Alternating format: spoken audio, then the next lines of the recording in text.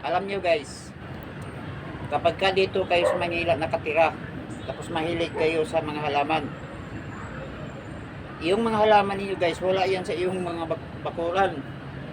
Andito yan sa taas ng inyong bahay, sa tuktok. Andito yan sa rooftop. Tingnan nyo guys, oh. Lahat ng halaman dito guys, nasa bubong, nasa rooftop ng bahay. Sige, ilibot mo doon, ilibot doon.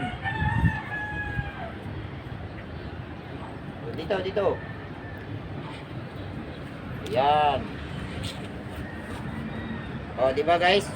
O, tingnan nyo guys, oh, may malunggay pa guys. Yung malunggay sa Mindanao guys, nasa bakulan guys, pero dito, nasa rooftop. May kalbos pa ng kamote. Mga kamote, o yan. O, di ba guys? Ganito yan dito sa Manila guys. Pag mahilig kayo sa halaman, yung mga halaman nyo, wala yan sa bakuran ng bahay nyo. Andito yan lahat sa bubong. O, di ba? O, tingnan nyo guys, o. O, mga talbos guys. Talbos ng kamote yan guys, ha. Talbos ng kamote. Tsaka may malunggay.